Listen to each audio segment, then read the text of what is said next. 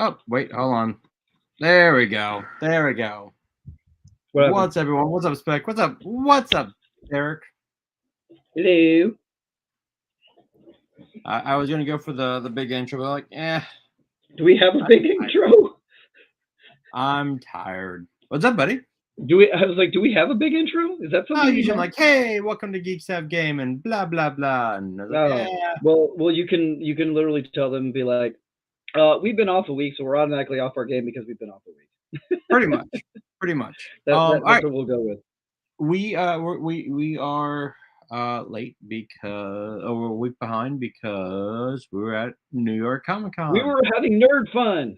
We were having nerd fun. Let me let's see, share screen. Show my Instagram. Oh, okay. I didn't know I was supposed to send photos. Well, I mean, you didn't have to, but I mean, I have a ton of them. I just haven't gotten them all posted. I could have sent you photos. Yeah. I have like 8 million of them. Wait, if I send them to you now, are you able to put them up? No. Oh, damn it. Okay, never mind then. Forget it. No. Well, there's my company. So everyone, now we can just talk about Bobby's experience. Yes, everyone look at Bobby's experience because Derek doesn't have any photos. No. Well, you know what? Maybe Derek should have sent me them.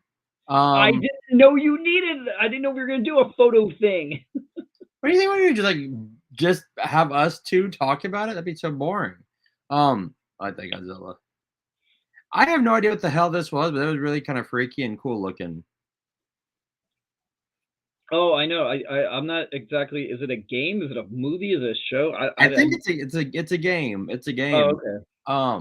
I have to admit, it's one of those things I wanted to do, and just you don't get around it. There's so many things you walk by. Oh yeah, I want to do that, and then you don't get back to it. Well, I sent that to Ashley, and she's like, "Ooh, that looks fun." I'm like, yeah, you would like that.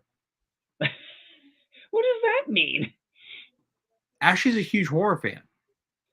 Is it horror though? I thought it just looked like a. Dude, look at this. Tell me that does not scream horror to you. I know, but I think it's kind of kiddie looking. I thought it could be like supernatural-esque. I don't think it looks like a Annabelle or something, or Terrifier. It just looks like something dark. This wait, did we introduce that we were at New York Comic Con? Did we at least introduce all that? I don't know. Dude, we've been talking about us going to New York Comic Con for fucking ever. So I know. I'm just thinking about this episode in general. Yeah, people know we went to New York Comic Con. There's Kingpin and Daredevil. Sorry, my cat is going to the bathroom right next to me. It's okay. Yeah. Hey, we'll explain the Dude, did you talk about the Ghost Machine thing? That was really cool for us to do together. Yeah, we were able to do that Saturday. Literally, it was the Ghost Machine. All the creators were there, and I got Ghost Machine #1 signed by everyone. I got the Hyde Street Ash can signed by everyone, and then Sunday I went back and got the Rocket Tellers signed by everyone on the book except for Jeff Johns, and he was busy. He had already left for LA. We got there at the perfect time. Because they left the next day. They left that afternoon. Oh wow! So they were gone Saturday afternoon. Yeah. Oh damn. Well, that does make sense. Saturday is the big day. Yeah. Which I wish, dude. Okay, I'm gonna have to. I want to go again next year. Of course you do. I told you it was a good time. Was I wrong? Let's at least establish for the audience. Was it not a good time? Oh, it was a fantastic time. Okay, all right. It was a fantastic Just for people that haven't done, and a lot of people have done San Diego or other shows, New York is not one that I commonly ever meet people that have been to, unless they're on the East Coast. Like, pretty much, unless you're on the East Coast, people don't go. Do you mind? So your cat messaged me. Yeah. So you did that last time, I remember. I was talking to a buddy of mine this weekend, and he was like, which one do you like more? I'm like, and he goes, gun to your head. I'm like, I go, San Diego has the better vibe. Like, true. I'll give San Diego that. San Diego has the better vibe when it comes to Comic-Con because you're in California. You're right there on on the waterfront, which is that is different than freaking New York. Okay, Well, yeah, especially because you're going to New York in October. yeah, it's summer all. Tammy Hagar. No, what? How? Okay, no, I'm gonna get into that spec. The vibe is different. It's California. And I like the fact that as I yawn, if you get tired at Comic Con, you can go to the Hilton and rest and get food, or you can go to I think it's the Marriott next door. Is it the Marriott? To rest? Well, the one with the pool. Yes, the Marriott. I mean, all those hotels have pools, though. Well, okay. If you're looking at the con, everyone stays at the Hilton. I'm getting attacked by cats. Yes. And then the Marriott has like I actually chilled over there with Travis and some of his friends. Like I think on a Sunday and just drank like frozen margaritas by the pool. It was amazing. Well, yeah, that's the thing with those hotels is that you can go in there and just sit at the bar, and they're not going to be like, "Hey, what's your room key?" or something. They Yeah. don't give they just want your money. So yeah, it is nice about that. Like if you want a distraction from the con, or if you want to go in late one day, or if you want to leave early, or want to take a lunch break, like that is definitely one of the advantages. I will say immediately is San Diego is, and I've said this I think before on our show, is that San Diego is more about all of downtown, all of San Diego in the city. New York is just in the Javits Center. That's it. Once you leave the Javits Center, that show's over. Yeah, because so it is nice that you can go into downtown, into the gas lamp, and you can go have dinner. You can go to a bar. You can, they have all the activations there. But there's so many, and there are activations that cater to just chilling out, or hey, just come out and check our stuff, and you can relax here. You can charge your phone. You can have a drink. Like they cater to people getting away from the con just to sit at their thing. Yeah. And New York does not have that. New York doesn't give a shit. Well, to be honest, I don't know. I mean, especially where the Javits is, I don't see where they could even do it because they're right next to the water and like the Lincoln Tunnel, and then there's the right side where it's all businesses, shops, convenience stores, whatever. Yep. I don't think they have room really to do what San Diego does. They don't. Well, not only that, but like San Diego, the buildings, like they shut down the street in front of the convention center. They, except for the train. Then yeah, on the other side of the train, you've got all like the Gaslight District, and you've got all the shops that like cater to Comic-Con. New York, they don't need all that, so they're like, okay, nerds, you've got the Javits Center, and apparently they had like a few shops like up the street that they had like some stuff over, which I didn't know about. Well, they did have the Dune offsite thing, and which I kept trying to make it to, but I never did. They had it for the new Dune TV show. They had some activation, but I never. Gotcha. And it was literally only across the street, and it's one of those like, oh yeah, I'm gonna do that. I'm gonna try to get there today, and then you get going to the con and you totally forget about it. Yeah, like like next year I am gonna go probably for 4 days. Only because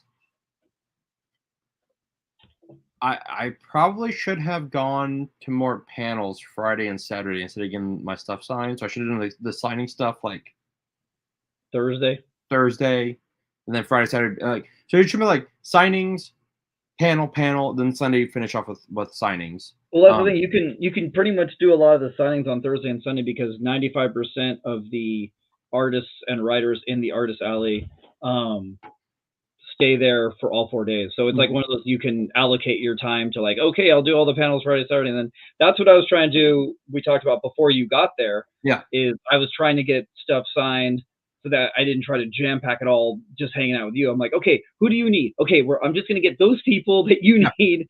And I'm going to try to get everyone else I can on my own. Yeah. Well, because like I didn't realize that Saturday, because I wasn't even thinking about the panels, Marvel did their panel, which let me bring it up real quick. Now, to be clear with people who don't know New York versus San Diego, it's a Marvel Comics panel, not a Marvel TV panel. Yes, correct. So hold on one second. Let me go. I should Because you go said to Marvel my. panel at San Diego, and people are like, "Oh, what? They had all the movie stars there?" It's like, no, they didn't. Yeah, exactly. So let's see here. Hold on. There we go. So I can just use this because let's see here. New show title: Cats and Yawns. That's funny. Okay, from no present. Here we go. Present. Oh shit, that's not what I wanted. Share screen. Here we go. All right, so we'll go to my company. So we look at the New York comic book news. Yeah, obviously they had TV Your news. company. Daredevil. Huh? What's up? What? I didn't I see thought you anything. said- oh, okay. I thought you did. Okay. Comic news. Ultimate Wolverine. One World. Huh? Um, this is the one I wish I would have gone to. The Cold Day in Hell, because they gave away free comics of this, or it was either this or the new Daredevil variant. I was like, God damn it. Nice. Yeah, both my bosses got a copy because they went. I was like, damn it, I should have gone. Ugh. I can't remember what the giveaway was. I'm pretty sure it was a comic. Did you see Mondo? They did a giveaway as well. What did they give away? The Jim Lee Batman, I believe, that he has coming out through them, or it's like a poster or a print or something. Does that make sense? Oh, really? That shit is Yeah, always. I That can't shit is remember. always. Of course, I saw it. I don't remember. But the thing to know is, and we're probably helping our audience and not ourselves, is this is twice in a row now because at San Diego, Mondo did a giveaway as well, which of course I'm blanking on it right now, but I believe it was a comic book. At that one, there's 12, or it might have been a poster or something. So that's now 2 cons back to back that Mondo's done panels that they've done giveaways. So it's kind of like a note to self for me for San Diego next year that whatever Mondo panel is, I'm probably going to go to it. Mondo and oh shit! Did they just do? Did he just run back a kickoff? I Oh don't know. I can't shit! watch this time. I'm going off you this time. I think he just ran back Steelers or Giants? Steelers. Sorry, Steelers. Ooh, other special teams. Let's see here. Hold on. Might have been their defense. Let me see here. A flag on the play. Of course, there's a flag on the play. On the defense. Oh, touch. Oh no! No, it was on the offense. It is a touchdown. Oh. Show the goddamn play. What was it? What? Oh, here we go. Punt return. There's a punt return for a touchdown. All right. So, and I think this is interesting that, like, I know Hasbro did it at San Diego, and Oh yeah, and you just missed that Hasbro panel you wanted to go to, huh? I did, and they gave away free GI Joe books, which are now like $300, which is insane. Really? Oh yeah. Just because it was exclusive or what? Mm-hmm. Yeah, they're only limited like 30. There's only like 30. I think hold on, 30 per. Yeah, like you only get like 50. There's only like 50 books. So yeah, they're hard to find. Okay, but wait. The question is, did they give anything away at San Diego, or was this like a one-time thing? San Diego, they gave away certain covers at different GI Joe panels. So are we saying note to self of going to Hasbro panels as well? Yeah. Oh, Yeah. Okay. These are things to know. These are things to know. Yeah. So they did announce that Hush 2 it will be happening next year once Chip Zdarsky ends his epic run on Batman. I want to know, did you see they had a signing with all the creators? I want to know how the hell people got on that. Oh, wait, where? For Hush. What? Yeah. If you go on Jim Lee's Instagram, he's got pictures of him and Jeff Johns and a couple other people. Jeff Johns. Jeff Loeb? Jeff Loeb doing a signing with like a couple other dudes. And I'm like, what? How did they get in on this? I did not see that. I'm sure they had to wait all day for that shit. Yeah, but I'm sure you needed a ticket or something too, though. I bet you didn't just show up. I bet it was an exclusive thing. Probably. DC is bringing back Vertigo, which I think is cool. Peacemaker's getting a spin-off comic. If you have not read Beneath the Trees Where Nobody Sees, you need to read it. What is it again? Beneath the Trees? Yeah, Where Nobody Sees. Yeah. It's a great book. It's only, I think, 5 or 6 issues. Basically, they're like anamorphic characters, and one of them is a serial killer. Oh, And it's brutal, dude. It is brutal, but great. It's an amazing book. It's an amazing book. and it's already out. Yeah, Petra Korvoth has a sequel coming out, and then he's got one coming up with Oni Press. So that is very interesting to see what they're gonna do with that. So, yeah, those are like the big comic book news that came out of New York. Which, I mean, that's huge. Like the fact that Jim Lee's doing interiors again. Oh, this is the first time in how long? Shit, when was the last time we did interiors? A decade, maybe? Really? Wow. I think he's a busy guy. He's busy. He just does covers now. But like, I think he was trying to do Wildcats back in like 2014. He was trying to bring him back, and he just couldn't do it. Oh, so he's doing it for Hush? Yeah. Okay. I did want to bring up real quick. I was putting away or going through stuff the other day, and I found. Because remember, I forgot to get my Ghost Machine #1 signed, even though I had it on me, but I didn't know I had it on me. Dude, biggest faux pas. But anyways, yes.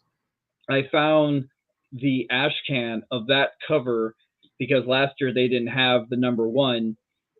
I don't think it was out yet or whatever, and I got that signed by all of them. So in a way, I have Ghost Machine. Did you really? #1.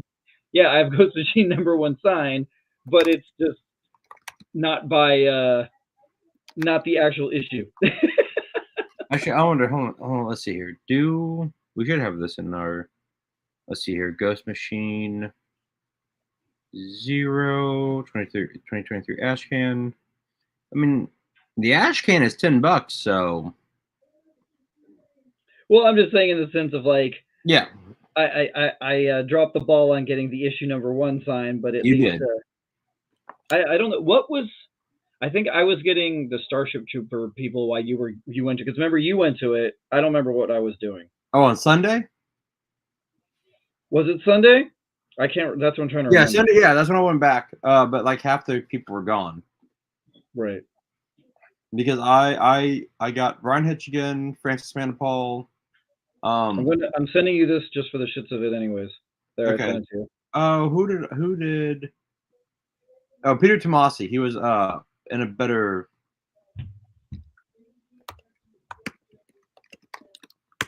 Peter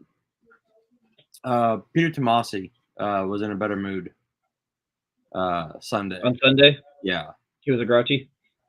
Dude, you saw him on Saturday. He was kind of fine to me, but I mean, I don't know. Dude, Saturday he didn't look at anyone. Like, you're right behind me, and he was like flinging the books to the side. Like, I don't know what you're talking about. He did not look at you. He didn't look at me. He was like, meh. I spoke to everyone though. I remember I spoke to everyone. Everyone spoke to me, so I'm not sure which one he was, honestly. He was the one with his head down. I didn't look at anybody. But he was super nice Sunday. I think someone talked to him like, dude, you gotta not be a dick. He was super nice Sunday. He's like, hey, how you doing? Enjoying the con? I'm like, yeah. All right. Hey, well, at least for the record, I got my Geiger #1 signed. So that is true. Was it Geiger? Geiger, no. Yeah. No, it wasn't. Was it? No, it was the other one. I thought it was Geiger. The dude with the glasses, I thought. Oh, Hyde Street. Yes, that's what I got. Yeah, Hyde Street. I just have to read that. I haven't picked up yet. I got Well, do you think I read it? I got No offense, Ghost Machine. I just haven't had a chance to read it. I did get this done. I think Sunday. I got my red coat one. Nice. Yeah. Nice. Yeah. Very nice. Did all your stuff make it back okay? Yeah. So far, mine has. So far, I've been going through and nothing got damaged. Dude, I was so nervous about my Funkos. I was incredibly worried about my posters because I had them literally just like wrapped on the outside of my backpack. Mm-hmm. Like, nice. Nothing. Like, So I get my wonderful signature right here. Nice. Yeah.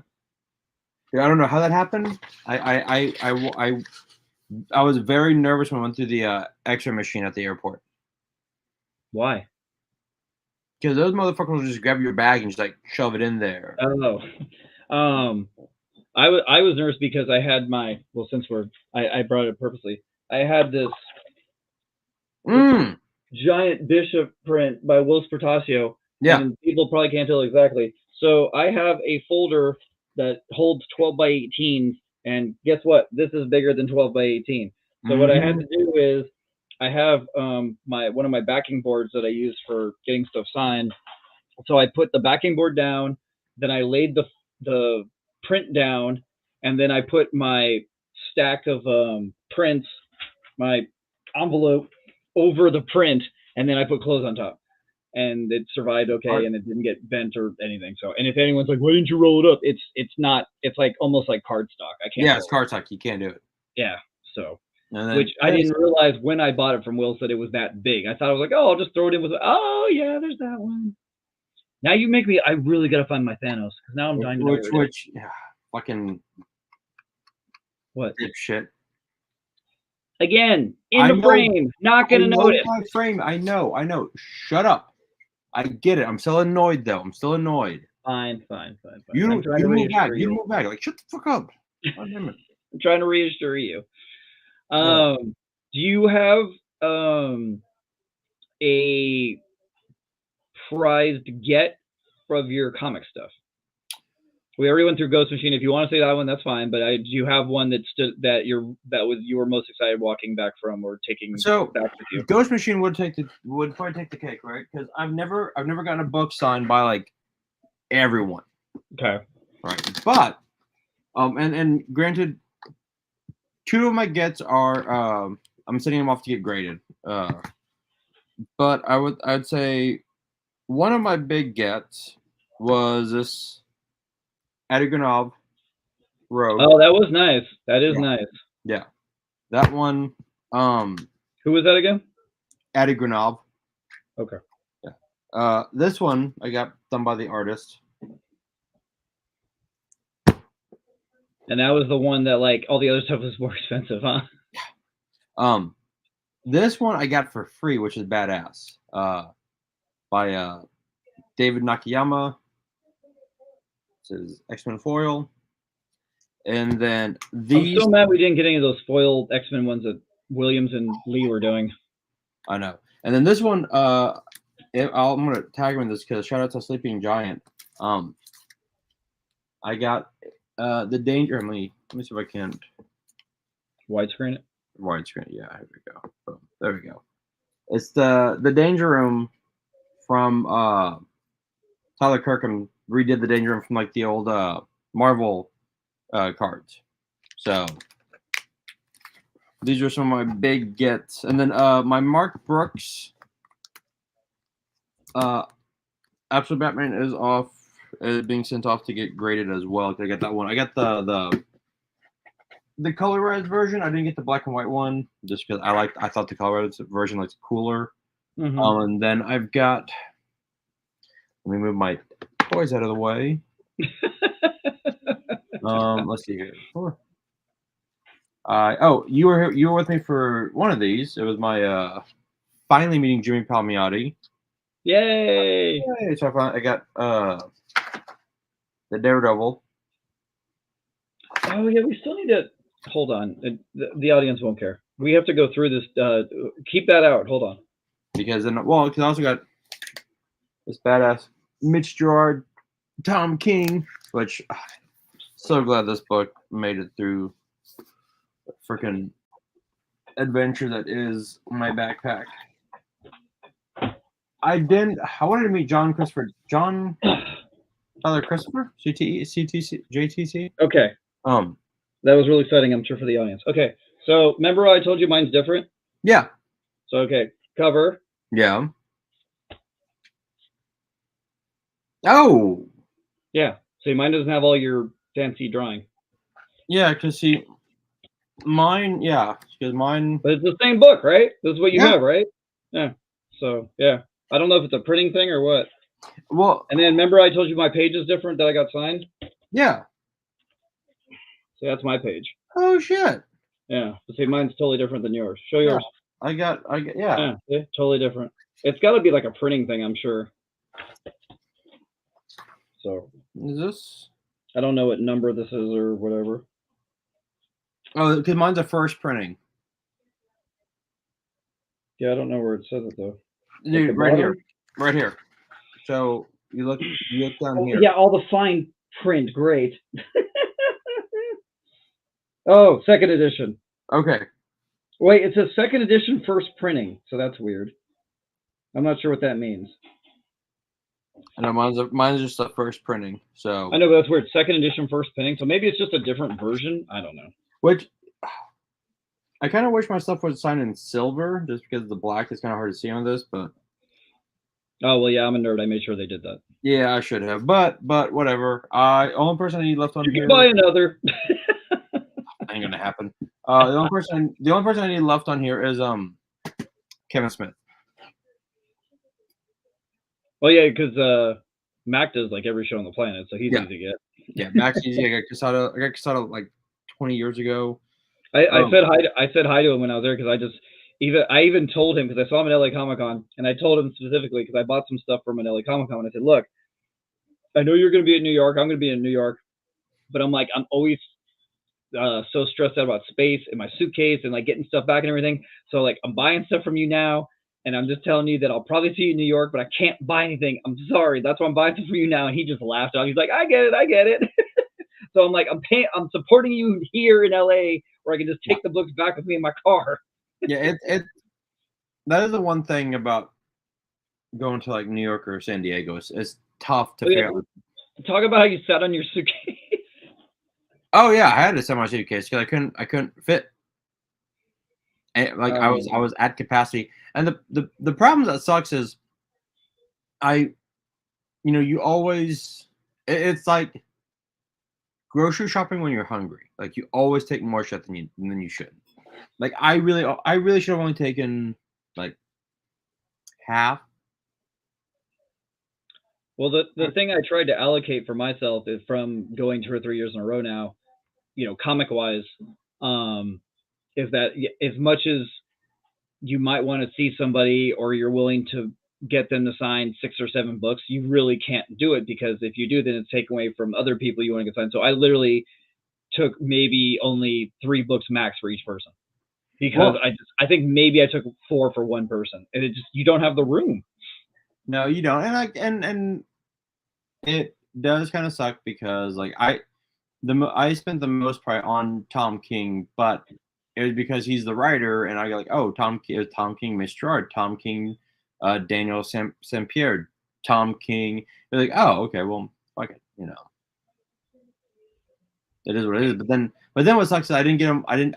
The one thing I should have focused on, I didn't, which was my Marvel 1000 and my Justice League #1, trying to get everyone's signature on it. I should have just taken those 2. Focus on that, which I'll probably do at Comic-Con or San Diego or New York next year. But the good thing is a lot of the people I talk to, and I always make sure this is like, I'm like, are you here next year? It's like, oh, I come every year. Or, oh yeah, I'll be here next year. So it's like I always try to like keep in mind for next year who I need to get again. And we're like, thankfully, I've almost gotten all my Stephen Platt stuff signed, so I think I barely have anything to take for him next year. So that's good. Nice. Well, he keeps being one of my big ones. I think next year, the only thing I'll be able to really take with me will be my those 2 comic books because I'm gonna put everything else into pretty much storage down here in Texas while we're up north. So I won't have any comic books with me. That's the ones I get next year. So. Well, yeah, but you can always plan ahead and like get ones you need or whatever. Yeah. I mean, crap. Keep talking. I'm trying to find something. No, that's fine. But no, it's just one of those things where it's like, all right, well, like the books I was really trying to get signed, although I should have taken Rook, but oh well. There's stuff where like I completely misjudged it because I got Bruno Redondo from Nightwing on another book, but then I met Dan Mora, and I'm like, oh, Dan Mora, and I should have gotten Bruno Redondo on this one instead of the other one. It's like just not poor planning, but like I was like kind of I was so like, oh my god, people I've never met before. Let me try and get all this shit. I'm like, yep. So here's a random D cup for anyone that's been around for a long time. So I got this sign by Stephen Platt. Yes, it's profit. Make your jokes, whatever. But this was a free giveaway that they did at Comic Con 8 billion years ago. Don't ask me which one. I don't remember. But yeah. But yeah, these were free, and but it's really cool chrome thingy, whatever, the cover. And Yeah. sorry, and even he was like, "Oh, I remember that," and I'm like, "You remember these?" "Oh yeah, I remember those." So, but I was stoked to get that because it's like, how many people have chrome prints or whatever? Not many. On the negative side, that even with having 4 days, I did, and I know you did either, but I didn't get Jeff Loeb and I did not get Chris Claremont because every time part of Jeff Loeb was because I was waiting on you. Not a big deal. We'll try again. And Yeah. Chris Claremont, every time I went by him, his line was huge. Yeah, I've met Claremont 3 times, so I didn't need anything by Claremont. Dude, he's got 8 million Uncanny X-Men. Come on, I still need him. Well, no, the 2 books I would need him on. The first Gambit, which I already had graded, so I'm not gonna open that up. Okay. To even sign it, but I do have a Gambit action figure with his autograph on it. Which he hates the design of it, which is funny.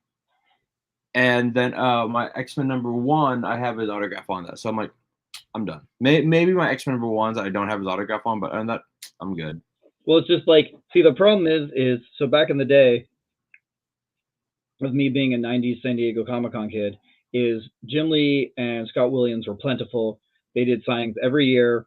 They do them 2-3 times at least in one convention, right? It wouldn't be just one day. They do it every day or whatever, multiple times. Plus, they do a lot of because Image was in San Diego. They did signings at comic book stores here all the time, random conventions. They were here all the effing time, right? Yeah.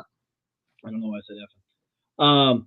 So my point of all this is I have so many X-Men books, Uncanny or the regular one, reboot, whatever you want to call it. What do they call that?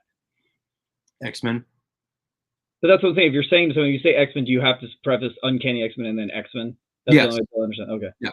So anyways, I have so many of those signed by Jim Lee and Scott Williams, but not Claremont because Claremont was not around, and he I think I met him once at San Diego, and that was it in all the years I went. I'm sure he was there, but I'm saying I only met him once.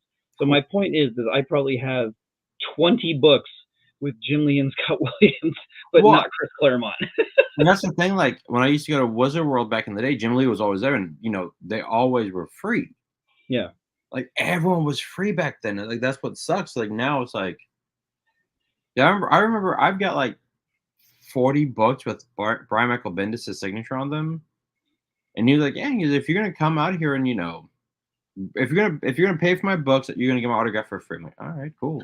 I mean, as much as I don't like paying, the thing I don't mind is most, especially again, I noticed pretty much last year and then again this year, most people don't charge more than $10. The majority do not charge more than $10. And honestly, $10 is not that big of a deal. No, it's not. And like again, like it's just the Casadas, Rob Liefelds, Jim Lees of the world will rape your wallet. Very much so. And the only way I'm kind of upset, Liefeld, you and I have already talked about, he can whatever, but the thing that makes me mad about Jim Lee, as much as I respect him as an artist and everything, it's like, bro, you're the head of DC. I'm sure your wallet's fine. He acts like he's in the poorhouse. Yeah, and that's and I mean, he makes so much money with the signings. Just like, bro, you like, I would understand like $20-$30, fine. I would even do 30 with him. I would understand 30. But the fact is, I think it's 60 now. 65. Yeah. So yeah, it's whatever. Because he was here. So my comic book shop here, Bedrock, did a con. Oh right. We talked about that last time. Yeah, and Jim Lee was here, and his line was ridiculous. People have like 5-6 comics in their stack. I'm like god damn, that's six, say like just like 6 comics at 65, that's $390. I'm like, like I cannot pull that trigger. I just can't. Oh hell no! It's like I mean, when I saw him last year for the one he did one locally in San Diego. I think I got 2 things signed. Like, and Well, then, right. look how much that's already running me. And Cage is right. Like it's Jim Lee. Like number ones, I get it. Because then Jim Lee's autograph is becoming very quickly like fucking Todd McFarlane's. Like if you can get it, But see, that's where there's the argument, because Tom McFarlane does free signings every year at San Diego and at New York Comic Con. So that's where there's an argument for this conversation. That's actually, do I have it up there? Oh no, it's packed away. I've got Todd's autograph on a Batman cover. Him and I think it's Starlin. I've got them both on a Batman cover. It's like holy shit. So it's one of those, like, if McFarlane can do it for free, buddy, you could do it for free. But Yeah, and like it's funny. I went because I waited like in like a 3-hour line, and my buddy had asked me to get it from, like, sure, and I'm like, cool, here you go, and he's like, great, I'm gonna put this in my shop. I'm like, bro, I waited 3 hours. Excuse me, and he's like, yeah, you can have it. I'm like, really? And he goes, yeah, because he's like, well, I feel dickish that I made you wait in a 3-hour line. I'm like, fair.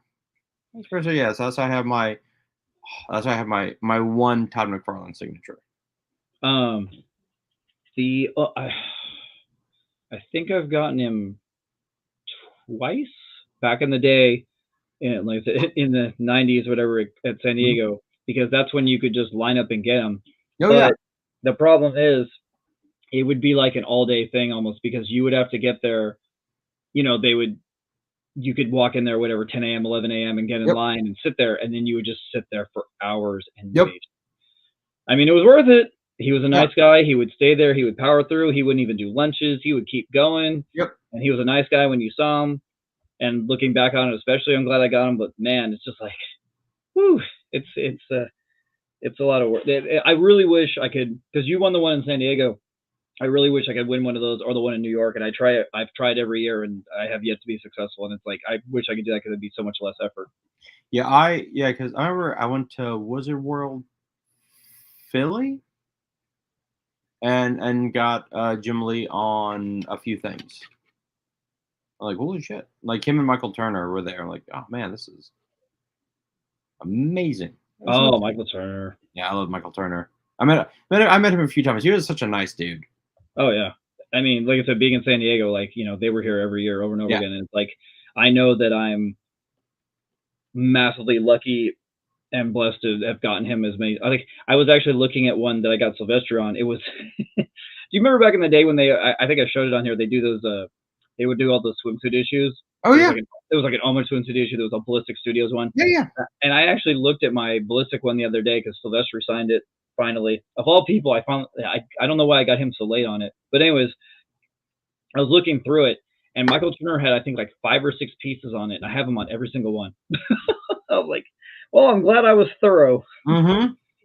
But so everyone's already heard me babble on enough about it a lot, and I'll throw in on it. But I want to hear more about, granted 2 days or not, but throw a little bit more about your experience about New York Comic Con, like in the sense of like you don't even have to necessarily compare it with San Diego and other shows, but like in the sense of like, as your first time seeing the exhibit floor, the artist alley, like or the lobby, I don't know, your overall feel of it. Yeah. So we already discussed the outside, but the inside.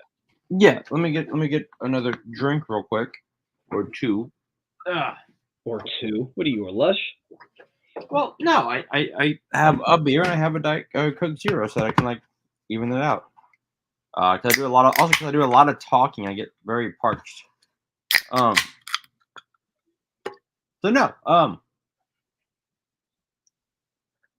the whole con experience was an absolute like great time. Like for me, like I had fun.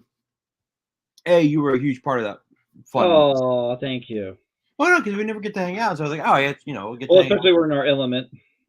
We were in our element, and the one thing I will say that it sucked was that the cons reception was abysmal. So my phone kept dying very quickly. Oh. And I'd be going back to my sister's, you know, in the lower east end with like 5% on my battery.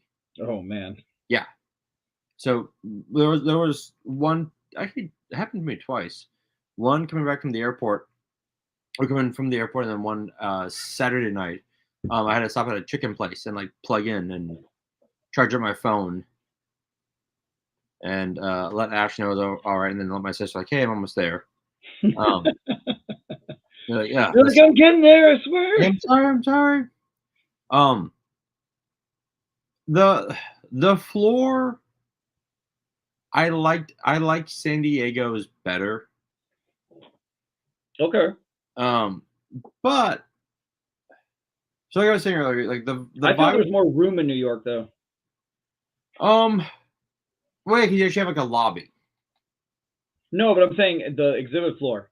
Because San Diego, like the exhibit floor is so packed. It's all the hallways are so narrow, and like at least, I mean, I know we did hit some bad parts, but like overall, like a lot of the aisles are very wide. I agree with that. It's like I was saying like 20 minutes ago. The vibe is better at San Diego, and I think the floor has more cool shit at San Diego because Hasbro has a huge presence. Mm-hmm. They had barely any presence at this one. And then but where New York reigns supreme is Artist Alley and the Celebrity Corner. Mm-hmm. Because you've got so many like celebrities you can't just like go up and meet. Mm-hmm. At Comic-Con you can't do that. Like, nope. It's ridiculous. And then Artist Alley, like, yes, there is an Artist Alley at San Diego, but I feel it's much more conducive to fans at New York. Mm-hmm. But no, like, you know, I don't know how New York's been in the past, but I had a great time. It was just my legs were literally killing me. Like Sunday morning, I went to go stand up and couldn't. Like, because Friday, you know, I walked New York with my sister.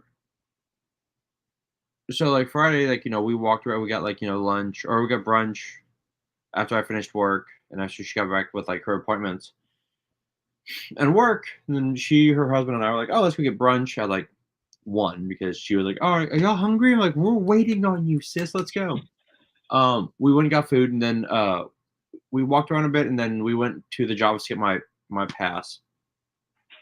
And then Saturday went to the con, was there like all day, came back, you know, after dinner, which was a lot of fun. And then freaking Sunday I went to go brush my teeth, and like I nearly like fell. Damn. My legs were like scream, like I'm like, nope, okay, gotta sit back down. All right, let's try this again. But Sunday was a lot of fun because I got my sister and her husband, my brother-in-law, passes, so they can actually like walk around. Like they were like, yeah, they're like, you go do what you gotta do. That's why I got Ryan's signature. They just walked around. They had like a blast. And it's funny because we walked by the SpongeBob exhibit, and my sister's like, ooh, can I go in there? I'm like, there's the line. She goes, I'll take a picture. Okay, let's keep walking. Like, she was not, you know, she wasn't gonna wait any lines, but she's like, oh, this is really cool. This is awesome. Like, she was, because she'd never been, you know, like my brother-in-law was saying that he'd been to conventions before, like for work, like, you know, when he worked at Moleskin, he did different, you know, like journal conventions. But he was saying that it was really cool seeing like the artists like be so welcoming to the fans. Like, yeah. Mm-hmm. So I mean, I remember my buddy asked me, like, gun to my head, if I had to pick one next year, what would I do? I'm like, gun to my head, probably New York, just because it's cheaper than San Diego. I don't think that counts, but okay. What is it? Well, for me, it's cheaper. No, but I'm saying, what if you took that all, like, what if you took logistics away, like just the show by itself?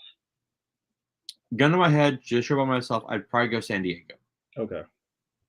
just because of all the cool shit that's there, and then also, like I said, like I have my like, for lunch, I go to the Hilton, and then if I want to relax, then freaking Marriott and chill by the pool and have a I'm like, I I would say I agree with you, but it's kind of on different parameters, and kind of in the same. It's just San Diego has so much more with all the stuff that New York has, yeah, even though their artist alley is dwarfed by New yes, York's, but they have more panels, more screenings, they yep, have all the activations, and there's just more to do with the nightlife also, because you get, now granted, I'm sure all the fancy dancy influencers and cosplayers be like, oh, there's tons of parties in New York. Yeah, all the ones that you guys can get into as well, regular I people I can't. was invited to I was able to get into a lot of stuff, I just didn't go. Yeah, but see, the point is, you're talking press again. I'm saying, for the Oh, regular person, New for the York does not commoner, offer for as the much commoner, for attendees gotcha, after the yes, for the con. commoner, yeah, gotcha. Yes, exactly. Well, For 'cause it's San funny. Diego, then there's still all the Gaslamp to go to, and there's all the places you can go eat and everything and stuff, and there's still lots to do. New York is Sure. not like that. Because I remember, Friday night, I went to the fandom party, which I wanna put my badge. Damn it. I had my fandom badge here somewhere, and I forgot where I put it. Um, where's it? Oh, it's up there, damn it. It's gonna be my new, lanyard for my cons, because it's a nice thick lanyard, but, like, it's funny, I walked up there because it was at the, Hard Rock, right by, Rockefeller Center, and I, like, walked up, and there's, like, a long ass line. I'm like, excuse me, where do I go for press?" And like, "Oh, yeah, bypass all those people, go up to the front." Nice. "Excuse me, people." But And it's then just we like walked in.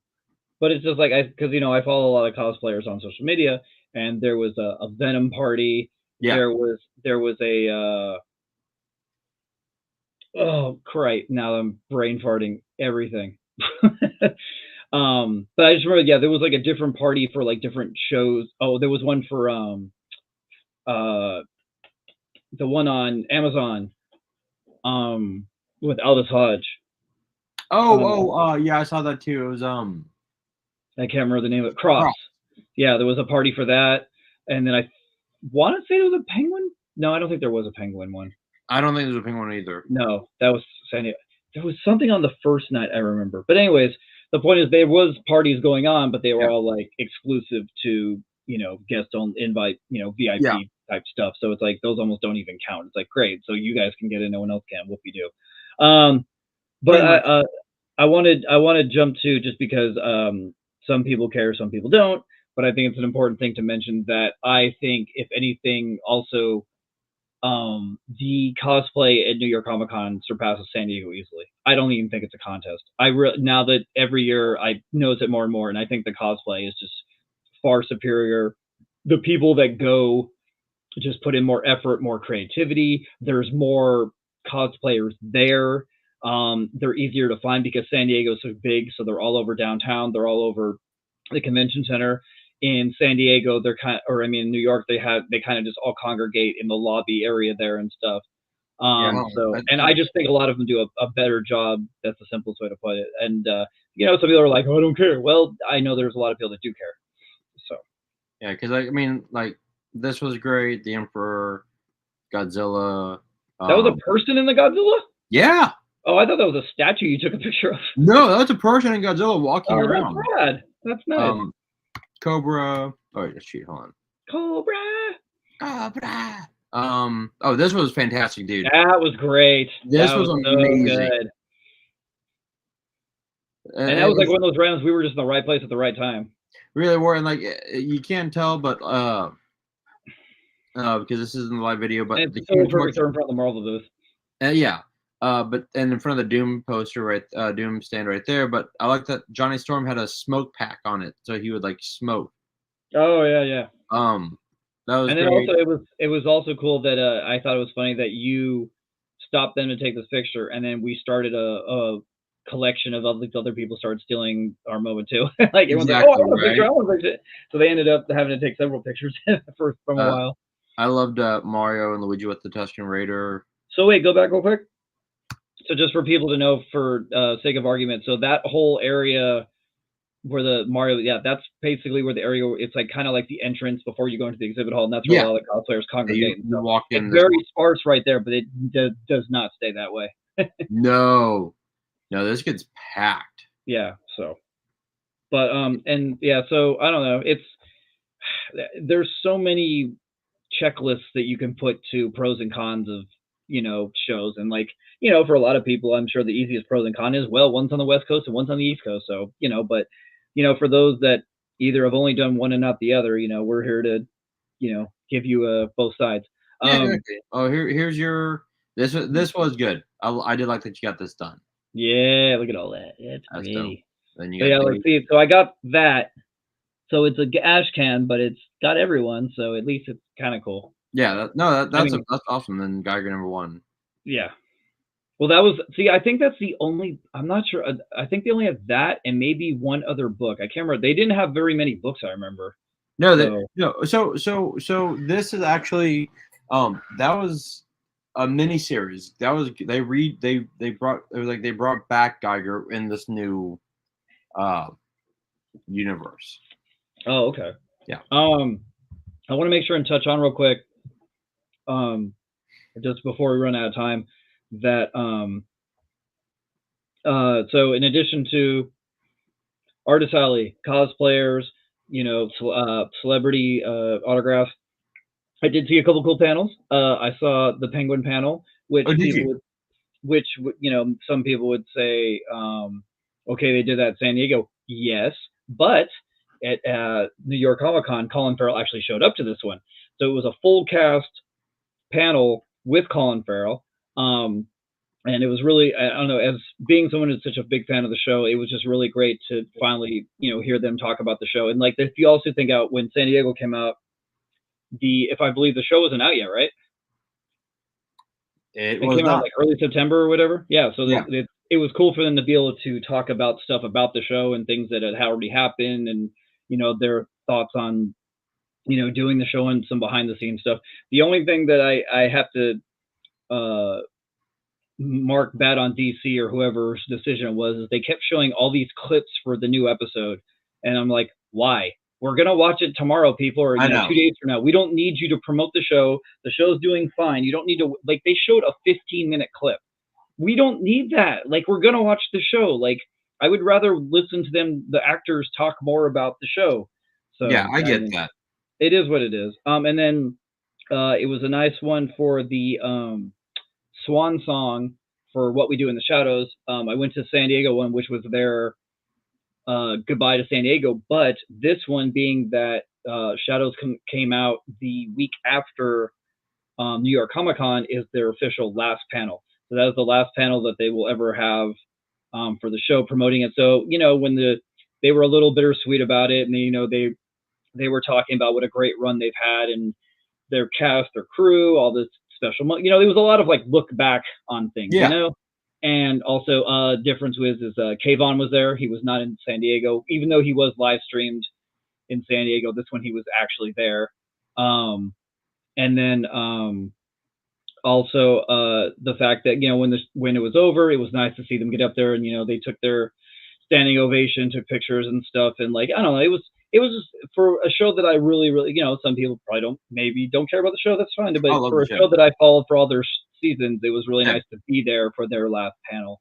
And then finally, they had a nice combined panel for the Book of Daryl, Walking Dead, and then Dead City, the one with Negan and Maggie. Lauren Cohen and Jeffrey Dean Morgan were there, so they had full casts for both shows, and it was really cool because they did a combined panel. So they did like I think half hour 45 minutes for one, then half hour 45 minutes for another one, and it was really cool that in the sense of like people were like, well, they do that in San Diego probably too. Yeah, but the thing was, this was in a way smaller room. It wasn't in freaking Hall H. It wasn't even in the equivalent of Ballroom 20. Ooh. It was in like, I don't know, I'd say it was maybe 1,000-person room. So it was cool to have something more intimate and I feel like the panel was a lot more relaxed, and they even did they had people sending in audience questions to like I think either the New York Comic Con site or whoever they did, but they were reading instead of doing the stupid awkward thing where they go to a microphone and people like, I want to ask you, you know, like, so the moderator just sat there and read up all the questions and stuff, and it made it go faster, and it was really good. So I really enjoyed getting to see both those casts in a more smaller stage area instead of Hall H where they're like, you know, up on this giant huge stage and stuff. Yeah, I get that. So and then little random tidbit that both casts signed after the panels, which I've never seen in my entire life, because usually if there's a cast first, you know, the first half or whatever, they rush them off the stage because they got to get the second cast in. And this one, they actually, New York Comic Con actually let the first, like, Walking Dead City, let Lauren Cohen and Jeffrey D. Morgan them sign for a while. Then they said, okay, guys, we got to go. So then they finally took them off. Then they brought the sign. Then freaking Melissa McBride and Norman Reedus signed after their panel as well. So it was very great for fans, fan interaction, however you want to look at it. I don't know. I'm saying this mainly because in the sense of stuff San Diego doesn't do. You go to San Diego, they can't wait to get them off the stage fast enough. They want to get them out of there so fast. They're dragging them out of there. They're like, go, go, go, go, get them away from the fans. So in the sense of what we do in the shadows and the Walking Dead one, and I heard that, and it's on social media, that Tom Hardy signed for 20 minutes after the Venom panel at the Empire stage. And I'm saying all this in the sense of like, these are things where people like want to say, San Diego's better. San Diego's so much better. They get so much better. Well, guess what? At least New York Comic Con appreciates the fans and lets the fans interact with, you know, their people and with the, you know, the talent, which is what the convention's supposed to be about. On top of the artist alley for people that appreciate comics, and on top of the celebrity signings that are there for people that appreciate the film and TV aspect, this is people on panels that are also getting to interact with the fans. So it's New York Comic Con is such more a fan-friendly convention, and this year proved it more than any other. I can't remember. It's been probably 10 years since San Diego was this welcoming. San Diego is so strict and so about keeping the fans away from the celebrities and the talent, and it's ridiculous. And it's one of the things that's detrimental and makes New York Comic Con shine more. And that was a long tirade, so sorry. That is okay. Because I think it's true. Like my first Comic Con was 2015? No, 2016. I went 16 and 17. And yeah, I like there was definitely a huge difference between then and when I went in. When did I go with y'all? 20. That was pre-pandemic, right? No, 2022. Well, because you went once before the pandemic, then what? Once after? Yes, I went twice before the pandemic and once after. Yes. Okay, gotcha. Yeah. And yeah, I mean, I didn't really notice that big of a difference, but I can understand how you could see that, especially if you've been going for so long. Well, it's because something that's important to me.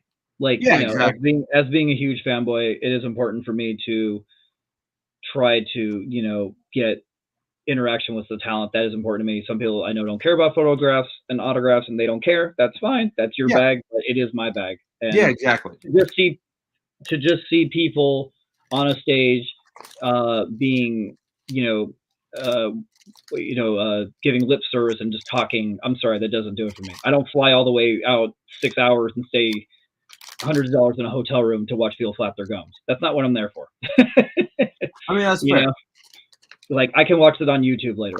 And also just for FYI for people, if they do have interest, I don't know how this works for people that don't have a badge, but I know that if you do have a badge, that you can pay amount and you can have access to all the panels, because all the panels at New York Comic Con, I think, are filmed, or at least all the big ones are filmed. So you can pay a fee and you can have access to all the panels and watch them if you missed them. I don't know if that's available to the public, though. I'm not sure. I would think it is. I would think so, but I'm not sure. Hold on a second. No, I mean, that's all. I mean, I get all that, and it's one of those things where I get that's why, you know, I when I go to like cons here in Houston, I don't go to the panels. I go to get stuff signed, and then I go home. I'll walk around. It's I've said a million times on my podcast, and I'm sure I've even said it with us already, is that it's like I get that Michael from North Dakota, or Jen from Japan, or Mikey from frickin' Australia, they come all the way to these conventions, and this is the only time they will see these people. So seeing them just on stage and being in the same room with them probably is huge to them. Yeah. And we're spoiled, or I used to live in LA. I'm really close to LA. I go to LA all the time. So yeah, maybe I'm spoiled, but in that, and also I've had San Diego Comic-Con here for 30 years or whatever, and so I'm used to it, and I get that. So my standards are a little higher. And that's fair. And that's fair. I've stopped taking posters with me, like, for the most part. Define posters and prints. I make a difference. Movie posters, like. Okay, yeah. See, I've stopped pretty much doing that too. Yeah, it's too much hassle. It's way too cumbersome. It's way too much work. I have, and I need to get it framed for it, because it's gonna be one of the posters I take with me to South Dakota. My brother last year for my birthday. Well, okay, yeah, 2023. Before he got sick, he got me a Scream mini print, like a mini poster, because it was from Scream 6, I think. And he's like, yeah, look what I found you. I'm like, that's cool, man, thanks. Well, that's really cool. And so it's all nice and neat. And then they had Jack Quaid and the dude from he was on Sirens. I can't think of his name right now. Josh Segura. There we go. Segura was here, and I got them both on that. Nice. Yeah, and and Jack Quaid was wonderfully nice. Actually, Segura was wonderfully nice too. They're both insanely nice people.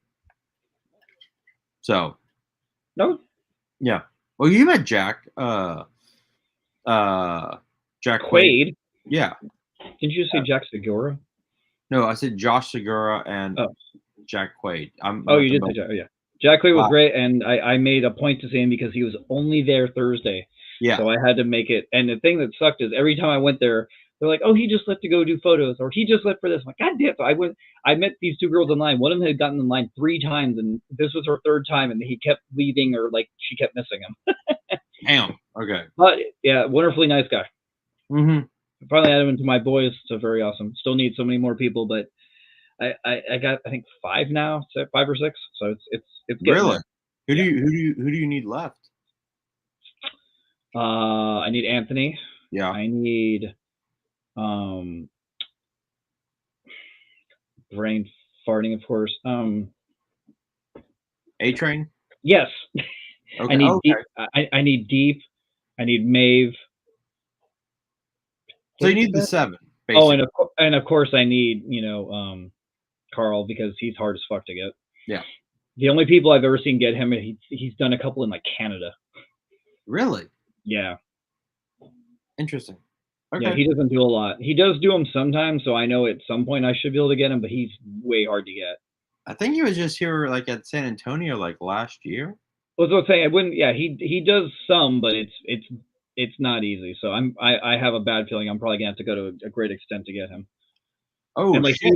he doesn't even do like they do panels out here, to promote the show and stuff. And yeah, I've seen them do multiple panels to promote each season. He doesn't come out, so I don't know if he just doesn't like to travel. If he's just always busy. I don't know. Just FYI, Russell Wilson just fumbled the ball and Giants got it back. Whoopsie. Exactly. So that close? It is 26-18. Oh yeah, so they're within it. They are. All right. So let's. Oh, you want to wrap this up? Let us wrap up New York Comic Con. All right. It was amazing. It was fun.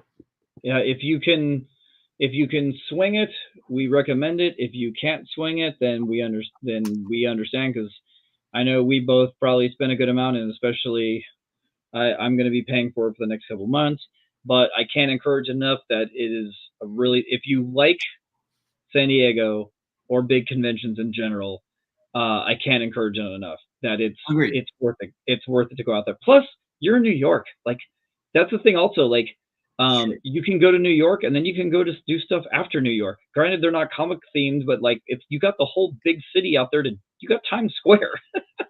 Which, on a random thing, like, did you see all the cosplayer meetups in Times Square?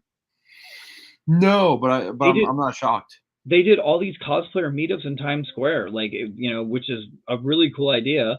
And then they also, a lot of the big time cosplayers that were there were doing photo shoots out there and stuff. They Yeah. were using Times Square as a backdrop and stuff. So I thought that was a really cool idea. And for random thing to people out there, you have Broadway. I finally toughed it out, and I'm always too damn tired, but I finally toughed it out and went and saw a play afterwards. I just took the train really quick and hopped over there. And You're being all sophisticated. well, no, but it's just, oh my God, you're so exhausted. People, it's like people Oh are like, no, you're it's exhausted. not that far. You're right. It's not that far, but it's just you're tired. You're Like, tired. to sit in a dark room and just watch people talk on stage is not easy when you've been running around all day. Like, I didn't nod off at all, but I was towards the end of the show, I was starting to feel it. Dude, I don't know how I did it, but like, so Sunday, woke up at like 10, worked, But went that's to where you the got your all con. nighter, huh? Yeah, went to Yeah. the con, got dinner with you, went Yes. back to my sister's. Um, we watched a movie. I stayed up till 3:30 in the morning, took an Uber to the airport, stayed up. Like, on the plane, I kind of drifted like in and out of it, but like the Yeah, but you're people on on the my, plane. That's fine. huh? You just got to make your flight. Yeah, and then I got on the plane, and like the lady, like the two seats next to me, she had to go to the bathroom like twice. I'm like having to like wake myself up, and then when we landed, we actually landed early. Yeah, I told Ashley to pick me up at 9:30 because and my dad was like, I was called my dad, or he called me because he made sure I got in all right. I'm like, yeah, I'm here. He goes, where's Afe? I'm like, I told her to pick me up at 9:30. That way she's not rushing. I'm not rushing. He goes, smart. That way she's not, rushing in shitty traffic. No. Mm-hmm. So she picks me up. We come home. I go to my meeting. Like, I've got like a thing of coffee. I'm like chugging it. And then I have to work. My boss was like, can we get you? Can we send him cocaine? And they're like, no, it's illegal now. I'm like, oh. And then I had to stay awake because I don't want to mess up my sleep pattern. So I stayed up to like 10 and then just passed the fuck out, dude. I hit the bed and then, but then, when like, oh shit, TJ Watt just got the ball back. Of God, course the he Giants did. suck. So like when you've like you've stayed awake for so long that you've almost like missed that window of sleep. Oh yeah. And so I Point of hit no return. Yep. Yeah, and so I hit that. And I was watching TV, and Ash was like, "Aren't you tired?" I'm like, "I'm exhausted. I am exhausted. I want to sleep so badly, but You're just your body's so used to being up, you're just wired, and yeah." it's not going to happen. And I just then finally just passed out, and I just passed out hard. And like the next like day, I wanted to wake up. I'm like, "Nah, I'm gonna keep sleeping." I have to say, just because we're on it, I was telling you I was going to take an experiment, and I've always, for the 5-6 years I've always gone to New York Comic Con, I've always left Sunday night. Yeah. I've always taken a red eye, or I've just hurried my ass up to get to the airport like 10, 11 o'clock at night, take a later flight out, and I'm always rushed to get there and make it to the airport. And it's always so stressful to like make the flight on time, because you don't want to leave the con early, because unlike San Diego, where Sunday's kind of a dead day, New York Comic Con's not like that. They do a full round of programming on Sunday, and there's still plenty to do. Sunday goes until it's over. Yeah. So this year was the first time that I just sucked it up, and I got a room again for an additional night into Monday, which is more money, which sucks, but it was worth it. I have to say it was worth it. It was really nice. to just go back to my room, get a good night's sleep, wake up the next day. My flight was at like 4 p.m. So like I still, it's still JFK is such a bitch to get to. So it's still a lot. I went out of LaGuardia. Well, I might do that next year. I remember this year I didn't do it because it cost more, but I might do it next year just out of convenience. I don't know. Anyways, but the point is like, I had to take an Uber and then you got to take the train, blah, blah, blah, blah. But my point of all to this is I experimented with waiting another day, and it's worth it to just relaxingly leave because you're so tired. The last thing you want to do is haul ass on a plane. And it's like, it was so nice just to like, and then I get on the plane and I'm like, just relax. And it was worth it. That's my issue with San Diego, and that I'm usually leaving Sunday evening, so I've got like right when the con's over, swap like the last one was in San Diego. Was when I stayed with Travis and Lance and a friend of ours, and like went back to the hotel, grabbed my luggage from behind the counter because the hotels hold your luggage, right. And then like swapped shirts and like at the airport, and I'm tired. And then that was another all nighter. Like the last two Comic Cons I've done where I've had a flight, I pulled all nighters. Yeah. My dad was like, I'm like, yeah, I'll probably just stay up all night. And he goes, why don't you like go straight home and go to bed? And then I get to my sister's and she's like, hey, you want to watch a movie? I'm like, let's watch it. Yeah. Well, especially for you, it makes a big difference because you stay with your sister, so you could easily stay another day and it wouldn't be a big deal. Yeah. But so like I said, next year you can try it. That's what I'll probably do. Like next year, like just stay an extra day and like leave flat late. Because my bosses left Sunday. They didn't go to the con Sunday. They were there Thursday, Friday, Saturday, and then left Sunday. So yeah, Sunday there's still so much shit going on. I was like, oh, I don't want to miss this. So yeah, it was insanely amount of fun. An insane amount of fun. Woo-hoo. I'm glad you made it, and I'm glad you had a good time. Same. And then hopefully next year I can get flown out to these places. That'd be nice. Okay, let's do. Okay, well, for putting a bookend on it, because some of us are recording this for our episode too.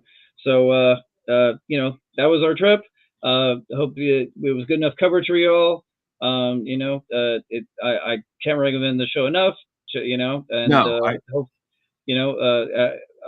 also we'll be putting I'll be putting stuff. I've already been putting stuff on Instagram at Geekdom Fancast for the show, and I'm going to keep putting stuff up. Nice. I got so many pictures from the panels and stuff, and still some more cosplay and stuff. So check that out if you want to. And otherwise, I hope this wrap up episode was a nice way of, if you've never been, a nice little taste of it. And if you don't have any intention of going, I hope you still got something out of it. I think everyone needs to go to, like, even my dad was like, next year. My dad was like, I gotta go next year. I'm like, all right, yeah. Your dad does cons? So my dad has gone to one. The only one that hasn't gone to a con is my mom. My dad went with me. My dad went with me to Philly in 2003, 2004. And he was like, what you think? He goes, the people watching is just insane. I'm like, yeah, it's a lot of fun. And then my brother went with me in 2005. And now my sister went with me this one. So yeah. So. Oh, okay. Yeah. Cool. So they've all they're like, oh, it's a lot of fun. Like, don't need to really go again, but my dad's like, I'll go. I'm like, all right. My lovely wife has gone with me to Comic Palooza a few times, but like I told you, I told her, I go, you can't do San Diego, New York. Like your anxiety, you'd have so much anxiety with all those people around you. Yeah. Like I get a little overwhelmed because there is no thought process and I probably should step out of this person's way. And granted, you're in New York, so like they definitely don't give a fuck about you. Mm-hmm. But it's just like you're just like, move. You're like, The thing that's funny about New York, though, is like you're trying to, whether you're staying, I've stayed in the city and I've stayed in Jersey. And the funny thing about it is when you leave, it's funny to be walking around New York and you've got like your bags and your posters and whatever, and you're trying to walk around, and everyone in the city is like, everyone's just going about their business, going where they got to go, and you're just like trying to navigate through all these people, and you're like, I got my shit. I got pissed. So after we parted after dinner, I went basically Midtown, and I went into a Target just to see if they had any cool toys. Nothing. Like, of course you did. Of course, or that nothing. Bullshit. And I was walking out. I was on the right side, in the proper exiting, and this woman like walked in like right into me. I'm like, whoa! And she goes, "Watch where you're going. Oh, you should be paying attention." Oh, you watch where you're going? I'm like, and I was like, stay in your right lane. I'm like, what are you talking about? Like, I told Ash, I should have said, go fuck yourself. I should have gone full New Yorker on her. Just so to go fuck yourself, but I didn't. You're the better guy, huh? Damn it. All right. So let's go into our fantasy football. Can we break? Or we're live, so we can't? What's up? I said, can we break or we can't because we're live, huh? No. Okay. No, we're live. There's no such thing as breaking. That's fine. I can tough it out. Let's go. Okay. So this is from last week. You son of a bitch. Oh, we're gonna go back to last week? You really want? I was hoping you didn't want to dwell on this. Well, just because I love how they say you stumbled into a victory. A B- grade never looked so good. You beat me by less than 2 points. To be fair, I think I had the lead and you just never caught up. No, I was beating you. Were you? But CJ Stroud had a shit game. When were you beating me is more what I want to ask then. If he had just done if he had just done a touchdown, right? If Tank Dell had caught a ball, like he even had 11, like he was projected 11, nothing. Fucking nothing. I thought, okay. Well, and also it was like, wasn't it? It was like a last minute Derrick Henry one is the only reason I got it. He got like a last minute touchdown. Yeah. Because wasn't it? If I remember, it's hard to remember now. But I was it came down. No, but didn't it come down to like Monday night and you had a kicker and I had Derrick Henry? I think no. No. No, I can't remember which win, but like I was like I'm going to win. Then I'm like, God damn it. I feel it was Derrick Henry because I think he had the Monday Night Football. He did, and you stumbled into the victory. You stumbled into it, you son of a bitch. And look, I'm 1-6 in our league. 1-6. And I'm barely gonna squeak by this week too. I'm winning 122 to 116. So I'm barely gonna squeak by a win this week too. So I'm let's see, let me go to my. This is not making me feel good about the future though, but I am winning at least. Whew, okay, so there's 1 minute and 50 seconds left. Pittsburgh just punted. Awesome. I am winning 160. I'm winning by 12 points. Oh, so you're gonna win this week? I'm gonna win. I'll win in this league. Oh no, I meant my league. No, I think I'm gonna lose again. We'll check in a second, but no, I'm gonna lose. There's like a 0% chance of me winning. Oh. Yeah, but finally, my teams, again, finally stepped up, and no bullshit, on the other side. So I'll be back at 4-4. And I should be back in the playoff hunt because my team, while I'll be back at 500. The points scored, I've almost always, have outscored the majority of the league. Is just pissing me off. So this is our league. I'm going to lose by, again, like what? Point, like 1 point, 1.1 points. Like, look at this. This is ridiculous. Look at this. Look at this shit. Oh, you're going to lose to Denver boy. That's Edson. He's a big Denver boy. Bo Nix. I lost in a league to a guy with Bo Nix, and I pretty much lost because of Bo Nix. Yes, he played Carolina, but Jesus, I think he had 4 TDs, Yeah. I mean, come on. Bo Nix had 4 TDs. Jesus. Again, what's in? Oh, good. Ashley's gonna win. Again? Oh my god, dude. What is she in first place? She's in third. I've said her so nicely. This sucks because on my bench I've got three. I've got my let's see. I've got two wide receivers with 15 points, and Mostert, who I should have had played if I had played any of those guys in my fucking flex position, I'd win this handily. But nope. Okay, but wait. Okay, but my argument would be, who did you put in over Mostert? No, I have Mason. Jordan Mason? I have Jordan Mason for San Fran, but he got injured. He got hurt. That's not your fault. But I could have gone with Jerry Jeudy, Mostert, Shakir. Like, I would not have gone with Jerry Jeudy. Who in their right mind would have went with Jerry Jeudy? Dude, apparently Jerry Jeudy is gonna be, is freaking Jameis Winston's right hand. I know, but that's what I'm saying. You had no way to know that. I know. And Mostert hadn't done I think he'd had one good game. Yeah, that's it. I think it's more like when you make see, last week I almost lost you because I put James Conner on the bench. That's one that fucking I kicked myself for. So that's the one that you kick yourself when you put the wrong player in who you have to make a decision. But I mean, I don't feel like you should kick yourself because Jerry Judy's been whatever, Mostert's been whatever. So I mean, fair. I appreciate you trying to make me feel better, but it's still. Well, no, but I'm just taking it from a logical standpoint. It's different if you totally make a bad call, if you benched a better player that's been better, and you're like, why did you do that? And then you give some stupid reason. You're like, oh, okay. I benched James Conner because he the week before was dog shit. I think he had gotten 5 points, so I benched him. And then of course he went all crazy on the Chargers, and then people would probably think, well, why'd you bench him? Because he got 5 points the week before. Yeah, we'll skip the picks for last week because it's last week, so who cares? But yeah, see again, gonna lose this one in my other league. I'm in third place. I'm gonna go to 4-4. This is the one. Okay, so in this league, I'm in third place.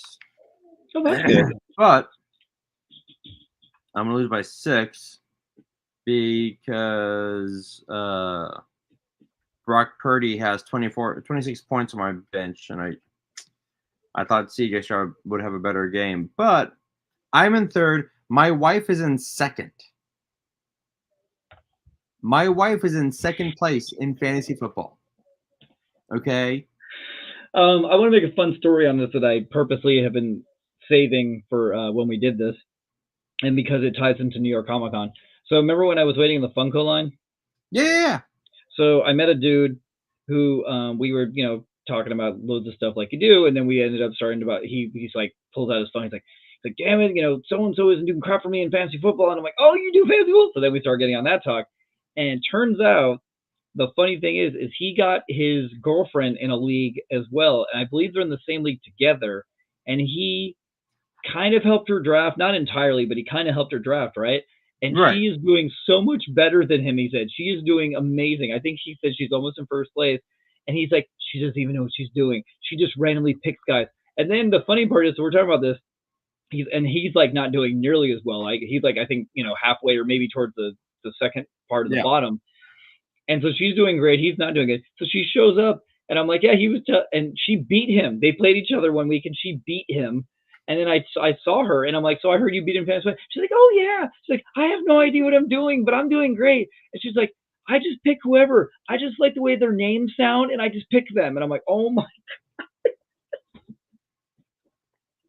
God. It's the greatest story. And it's and he's just rolling his eyes. He's like, and this is who I'm losing to. So, yeah, it just reminded me of you with Ashley. It's just some people just get dumb luck. Yeah, it's one of those things where, she's like, am I winning? I'm like, yes, you are winning. She's like, am I number one? I'm like, no, because you're 4-3 and number one is 7-0. And she's like, well, I need to be in first. I'm like, all right, well, we'll work on that. Oh, Daniel Jones, you useless Muppet. Just freaking got intercepted again. Oh. In the final, what are they at the final minute? 34 seconds. You know what? Like, Saquon dodged a bullet, dude. Oh yeah. Jesus. All right. It's actually crazy to look at how, because the week that we did in review, he had that insane revenge game on the Giants where he did like 150 yards or whatever he did, and it's one of those things that it shows you that it was the system, not the player, was the problem. Oh yeah. Oh yeah. No, it's just. And then here you are. You are up. You were down by 2, but let's see where you're gonna be at. Are you gonna win your league? Because Malik Neighbors has been getting points. Let's see here. So now I'm good. He's gotten 10 points now, so I'm up to 125 to 116. Okay. Now, Yep. So now I'm good. Yep, you're good. And I needed that win, honestly. I'm gonna go one. I'm gonna go to 1 and 7. Kidding me? God. I mean, to be fair, you lost your best player. I've had years where I've lost like my number 1 or my number 2, and it's so hard. Like, it's crazy the difference coming from someone that plays fantasy baseball. It's crazy the difference with fantasy football and fantasy baseball. If you lose your number 1 or number 2 in fantasy football, it's almost impossible to recover. You do in fantasy baseball, you can still recover. Yeah, like I lost McCaffrey. I don't even know if he's coming back this year. They say he'll probably come back after the bye week. Okay. But you're going to be so far out of it's the problem. Yeah. Like, I'd have to, like, go, like, it's not. I mean, you could. It's still within reach. It all depends on how the people do above you, too. Yeah. I know. It's ridiculous. All right. Let's get our Week 9 picks and see. Well, wait. Before we jump into that, you got to at least talk about your team one. How did you feel? Did you get to watch it? So, I watched it. Outside of freaking Stephon Diggs hurting his knee, which I didn't like that at all. At all. Like, that was a non-contact injury. I don't like that. I told my dad, I go, best case scenario, knee sprain, and he's out for like 3-4 games. Worst case scenario, it's an ACL tear again, and he's out the season. Well, I'm sure if it was an ACL tear, we would have heard about it by now. Not necessarily. I know they're doing a bunch of evaluations this week. I'm sure we'll hear something Friday. So next episode, I'll be like, "Who do you play on Sunday?" Damn it. Joe Mixon fucking killed it. He's really enjoying being here in Houston. I can't believe how good he is. I mean, anyone that's saying like, "Oh, he's good on the Bengals," I never thought he was that good. I always thought he was overhyped. But he is just really destroying it on the Texans. Yes, he is. I'm mad I only drafted him on one team. Our defense is looking still pretty solid. CJ Stroud, he for a sophomore year, he's still doing really good. I mean, we're 6-2. I mean, that's not anything to scoff at. I think we're looking good. I think we're looking solid. The Colts, I think, are better than people give them credit for.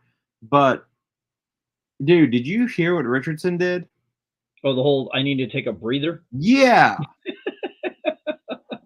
I feel bad mocking the guy, but I just don't understand. I've never heard of that ever. Like, it's not like he's Aaron Rodgers. He's 40 years old. Like, bro, you're young.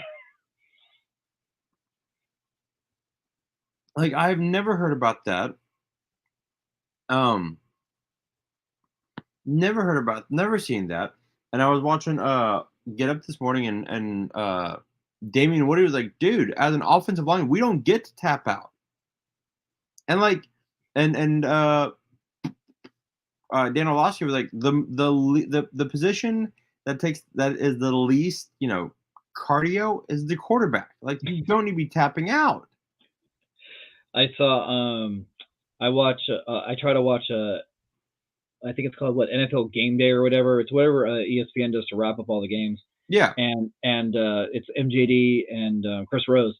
And Chris Rose, of course, goes to MJD and he goes, What do you think of this? Is this something you're familiar? He's like, I've never heard of this ever. No. And this is like, people that have been in the game for years and years. Like MJD was a veteran, and he was a running back who probably got his ass kicked, on Oh yeah. the regular. And he's like, I've never heard of this. No, and like it. And Dan Orlovsky made a great point. He goes, when you do this, it makes it very difficult then for him to go to his line in the fourth quarter going, hey guys, I need 10 plays. I need you to give it everything you've got. You tapped out for 2 plays because you were out of breath. Like, suck it up. Plus, one of those things like, not trying, I don't know how much you want to do a deep dive here, but they're saying his completion percentage every week is horrible. They're saying he's one of the worst in the league. Really? Yeah. Well, I saw this after it was last week, so we didn't have a show. Richard Sherman on his podcast called Trevor Lawrence a name brand Gardner Minshew. And I was like, oh, wow. But then he broke it down. I told my dad this. I told my dad, I'm like, dude, I go, and I told him, he goes, wow. I'm like, yeah. I go, but here's the thing. When he broke it down, Gardner Minshew actually has a better completion rate and has a better QBR and better touchdown interception ratio than Trevor Lawrence. Ouch. Yeah. I'm like, all right, damn. Speaking of, I don't know how Green Bay barely beat them. I don't understand what happened there. I just don't understand. And can't say Jordan Love got hurt because he didn't get hurt till almost the end. So I don't understand what happened. Like, of all teams, that's who you struggled with. And I know that you'll give any given Sunday BS. I get it, but like, I don't understand what happened there. Like, I mean, yeah, they won, but like they gave up 26 or 27 points to the Jaguars. What? I mean, no significant damage for Packers. Love QB's injury considered a groin strain, which means he's probably out this week though. I mean, probably just a bunch of ice and some cortisone shots. I mean, I have him in a league, so I hope he's not out. But I'm saying I bet you he's probably out this week. But we'll see. We'll see. Honestly, the thing I was hearing was basically, why aren't you going with Joe Flacco with the Colts? I mean, the thing is they need to go on a losing streak, I bet, before they're going to do it, because as long as they keep winning, they're fine. But because they won last week, now they lost to you guys. Yeah. As long as they keep winning, they're like, oh, we're fine, we keep winning. But if they start losing, then they're going to be like, oh, dude, I think Richardson just shot himself in the foot as starting quarterback by taking himself out of the game. Well, and they lost. If they would have won, then they could look past it. They'd be like, oh, well, we won still. But yeah, it's hard to say for next week what they're going to do, because now they lost and he did that. Which I still, okay. Let's go into next week, because starting off Thursday, we've got Texans, and dude, look, I don't like Aaron Rodgers. Well, this goes beyond that. The Jets are terrible.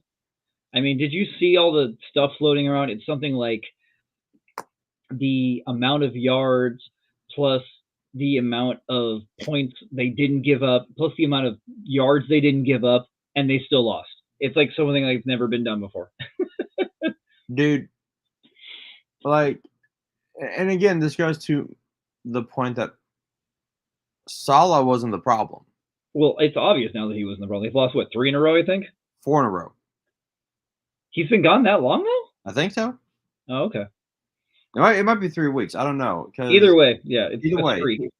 Yeah, they've won 2 games, and I don't think they've won a game without him. They haven't. Yeah. And they're actually giving up more points after Saleh left, because Saleh was the defensive mind. Yeah. And I think what it was Saleh handles the defense. Aaron Rodgers, you're so goddamn good. Win with the offense. And now they're like, well, it's the media's fault. No, it's your fault. You suck. You're a shitty quarterback now. I'm sorry. You are. I'm going to assume we're both saying the Texans win. Yes.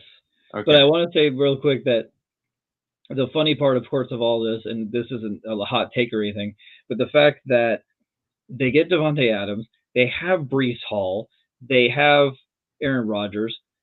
It's like they have Sauce Gardner. Like, it's not like they can sit there and say like, oh, well, this team's talentless, or they don't have. Last year it was the whole thing. Whoa, we don't have a quarterback. And it's like now they added. They have Garrett Wilson. So it's like they added Devontae Adams. They added Mike Williams. They've added all these things. So they keep adding more, and they're sucking more. So it's like something is so wrong here. I will say this right now. Sam Darnold has them at 4-3. 4-4. Maybe 5-2. For what? If the Jets did not get rid of Sam Darnold. Oh, if they hadn't given, okay, yeah, they'd at least be 500, maybe winning record. Okay, but there's no way we can quantify that. But okay, there's not. But look, the only reason I'm quantifying that is because look what he's doing with Minnesota. Yeah, which I know. Minnesota got screwed on that horrible face mask. I mean, come on. Look, okay, it was a bad missed call. I get it, but the thing is, and they said on the broadcast, and I immediately thought it myself. They were all the way down on like the 5-yard line, and they had like what, a minute and a half. There is no guarantee they would have got it anyways. And they hadn't gotten a touchdown that entire half. They'd gotten what, 2 field goals? Like, it's not like the offense was humming. And I don't know, anything can happen. I understand that, but I'm just saying, like, I think this is definitely one of those examples. You can't say like, oh, well, if they hadn't blown that call, it's like, you still might have not made it anyways.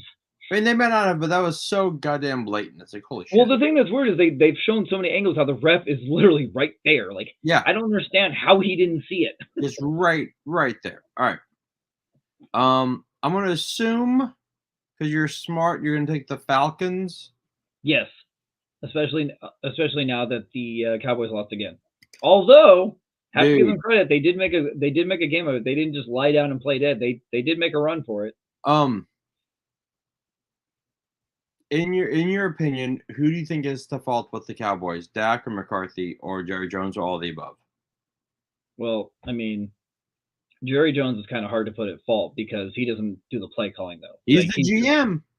I know, but he's just putting the ingredients into the stew pot. Like, the cook's the one that's got to be able to make the meal good. I don't know why I'm getting all these metaphors. I don't know either. I think part of it is they lost Dan Quinn. I think that's one of the parts because their defense sucks ass. Yes. And they lost Dan Quinn, and it's very reflective of how their defense was.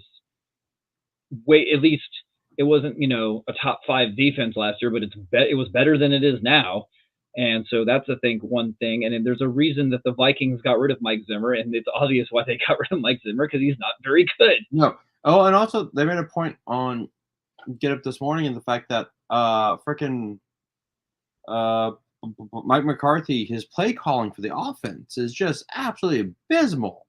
It's also one of those things that, like you're saying, so is McCarthy to blame over Dak? And I think in a way, yes, because the Cowboys have still not really had much success with McCarthy there with Dak. Like, I think they were really good, 3 years ago or something, like where they almost made the playoffs, or it's like they weren't that good last year. They're not this good. It's like, so how many years can you keep going with the same coach and it's not working? It's like, and we all know that Dak's talented. We know CeeDee Lamb's talented. Like, it's got to be the coach at this point. I will say this. Although, of course, one big part that we already talked about many times, and we're not going to go into it too much, is that Jerry Jones should have got a running back because they're a one-dimensional team. And to Greeny's point, he goes, you could have gotten Derrick Henry if you paid your team on time and not waited like that literally the hour before the season started. Yeah, but idiot. But yeah, so in the end, I think it's easy to say that even, let's just say it's unlikely because of how they're going. But let's just say, I think it's to the point where if the Cowboys do not win, not even make the playoffs, they have to win a playoff game, McCarthy's fired. If it's anything short of winning, it's anything short of winning a playoff game, because just getting there is not enough at this point. The only way McCarthy saves his job, Super Bowl win, that's not happening. if they got close, I don't think they have. Really? Okay. Nope. I think McCarthy's done. All right. Well, I don't think they're going to make the playoffs regardless. Oh, they're not. Well, because the Eagles are playing way too good, and Washington is playing too good, so they're probably going to get ousted pretty easily. Which my God, that game, the way it ended, oh my God, like I had no idea it ended that way. I just saw that. Oh, that won, and I thought they just won because they were winning the whole game. So I'm like, oh, of course they won. They're winning the whole game. I didn't realize how close it got. Yeah, it was close, dude. It was close. And then you saw everything online about that dumb cornerback from the Bears, right? Stevenson? Oh my God. What a tool. 4 seconds. 4 seconds the play was going on. He knew he wasn't paying attention. Well, it's not that he was paying attention. It's like, it'd be different if he was just like twiddling his thumbs out there, but how are you going to mock the crowd before you've actually won the game? Like Han Solo said, don't get cocky, kid. All right, Bills at Dolphins. I think we're both taking the Bills. Even though Tua's back, you taking the Bills? Yeah, easily taking the Bills, and also like I can't help but they showed, of course, a press conference with Tua, and they said, I mean, there's been a lot of quotes out there, but the one that got me the most is to where they said, "Are you going to wear a Guardian helmet?" And he said, "No." Yeah. And he's like, "I respect your, basically, I'm not verbatim here, but he's basically said, I respect your question. I understand. I love this game. I love it more than my life, but I'm not wearing that, and that's my choice, and that's how I'm going to do it." And I'm just like, you sound like a moron. Yeah. You sound like a guy who's like, it's okay if I get brain damage and get turned into a vegetable, but I don't want to wear a funky hat. Like, yeah, really? That's all it is. That's all it is. Like, look, the CTE is strong with that dude. I'm sorry. Like, that was dumb. So dumb. Yeah, I can't even say I respect his decision. I really don't. It's like I respect him wanting to play the game because it's like one of those, maybe it's worse than, because he's not going to die, but it's worse than him to be in a wheelchair or something to not play the game. Okay, that I can almost understand. Not really, but I can at least kind of understand. The fact he's not willing to wear protection just to wear a different kind of helmet, that's just foolish. It's stupid, dude. I trust me. All right, so both got the Bills. Raiders at Cincy. Cincinnati easily. The Raiders are a mess. They are fucking in the. Although at least they almost beat the Chiefs again. I have to admit, one of the few times I was gunning for the Raiders. I really thought, come on, lightning strike again. Come on, you guys can do this. No, it didn't happen. They got close though. They did get close. But you see the whole thing with Max Crosby with them? What? I can't remember exactly, but something to the fact of like the owner came out and said something to the fact that like he didn't know if Max was like fit for the team, or he didn't know if they were going to keep him going forward, something like that. And Max is just like, yeah, I don't, whatever, man. He's like, I think he said something to the fact of, it is what it is, or we'll see what my future holds. But it's like, basically, it seemed like the owner was kind of like free with getting rid of him. And I'm like, what is wrong with you? He's like, almost your best player. That's weird. I mean, I'd say Max Crosby is their best player. Yeah, so I didn't understand that at all. That was weird. Or it was something like he was like willing to trade him, I think, or something. I don't know, but it was just, the whole thing was like he seemed like Max Crosby was expendable, which I did not understand. Like, how are you going to say that to a guy halfway through the season? It's like it just makes him want to jump ship. Yeah, no shit. That's weird. All right. Chargers at Cleveland.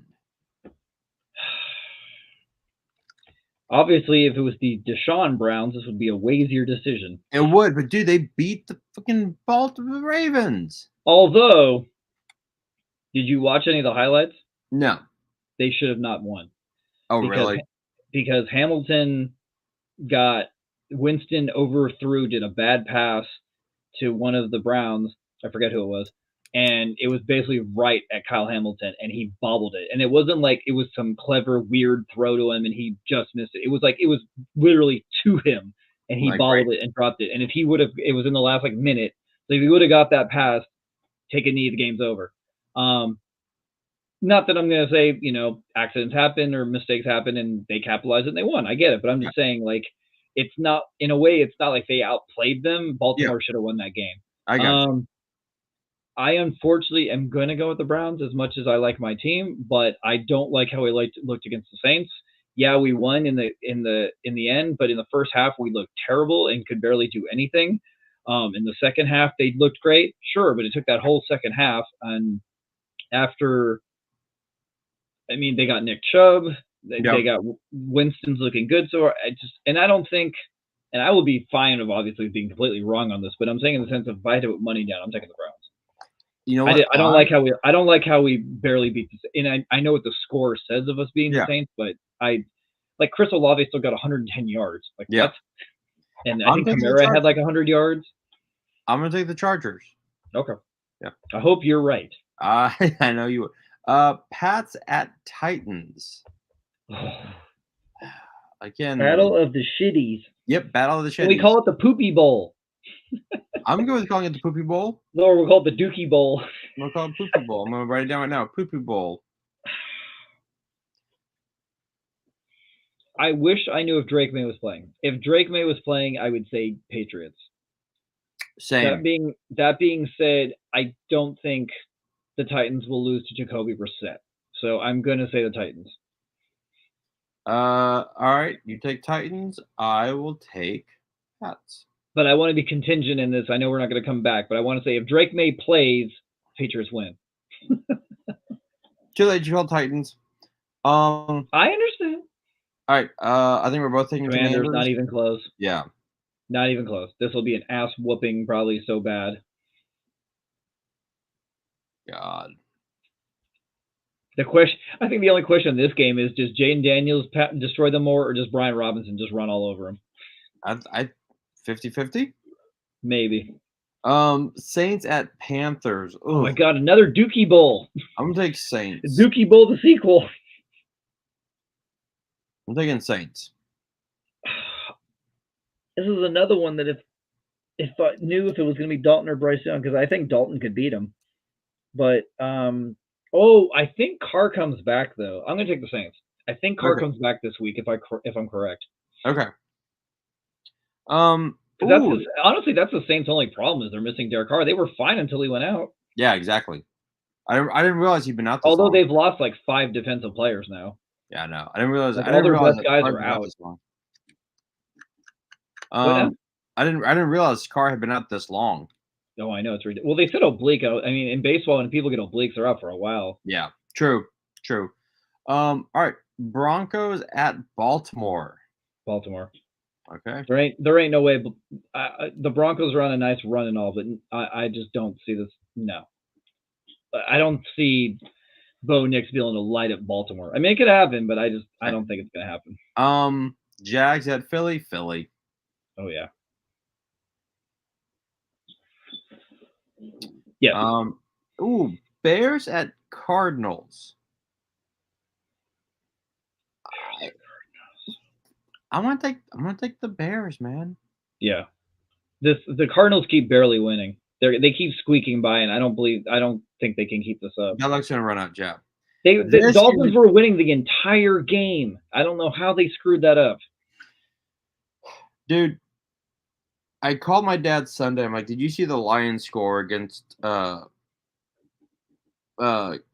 He's like, no. Well, what was it? I go 52-14. Oh, the Lions game? Yes. Yeah.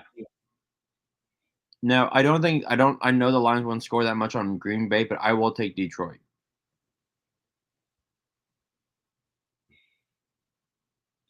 Well, I'm going to take Detroit just because the Packers could barely beat Jacksonville. I'm going to go with that rationale. I know that's not always a good rationale to go with, but I'm going to go with that. If they could barely beat Jacksonville, then the Lions are going to destroy them. Look, dude, I'm going to say I won't lie. Although it'll probably be competitive because it is in Green Bay. So. Yeah, that's fair. I won't lie. If the Texans don't go all the way, I want the Lions to. Okay. I would like to see Detroit win a Super Bowl. Okay. All right. And I think this team could win it. I mean, the way they're going and the way the Niners aren't looking good. I know. Well, that's because the Niners have like so many goddamn injuries. Like Jesus. Yeah, but that's part of the game. I mean, it is what it is. Now I get it. Rams at Seahawks. Rams. I actually, this is one of the few games I watched, and they looked freaking fantastic. Like they looked. So good. Rams. They got Kupp and Puka back. Yes, and their defense looked a lot better. Like their Yeah. corners and safeties were playing really well. So I think they're on it right now. Sunday Night Football. We got Colts at Vikings. I'm going Vikings. Not even a question. Yeah, Vikings easily, especially because they're going to be pissed off after losing. Right. This might be the nail in the coffin for Anthony Richardson if they lose this game and he looks terrible. If he taps out again, if he taps out, I don't think he will, but I'm just saying, yeah, I think regardless, depending on his performance, if they squeak by with if Vikings squeak by with like a 3-point win, but if they get decimated and he throws like 50 yards, then yeah, dude. When I was watching Get Up, I was on the treadmill, doing my post workout cardio, and they're like, "Oh, he tapped out because he was out of breath." I'm like, "Bro, step up your fucking cardio. Like, do some laps or something. Like, you're the quarterback. You're the leader. You're not supposed to be like tapping out." yeah.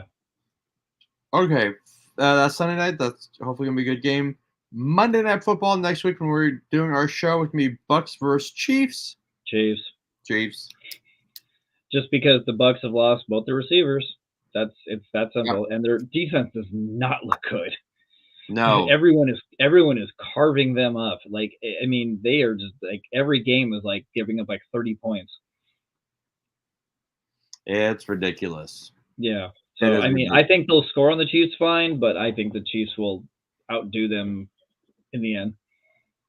I mean, and the Chiefs just keep finding ways to win. They got DeAndre Hopkins now. It's like, goddamn, all right.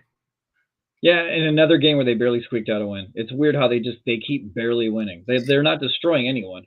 No, but you don't have to destroy them. You just have to win. That's all. Oh, I know, but I'm just saying it's weird how they're not really beating anyone. They're just barely beating everybody.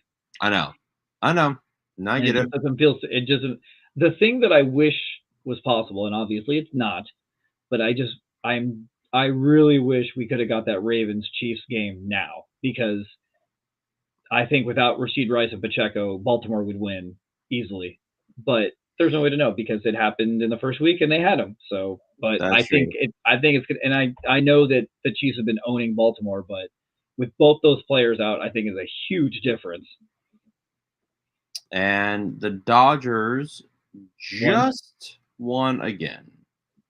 So nauseating. I'm almost more annoyed as a baseball fan at this point. I'm like, this is pathetic. Like, I'm glad I'm not even paying attention to this World Series, because this is like ridiculous that it's like the Yankees are just like falling over and just dying. It's like, as a baseball fan, I find this depressing. Besides the fact that it's the Dodgers and it's annoying, but it's like, as a baseball fan, this is embarrassing.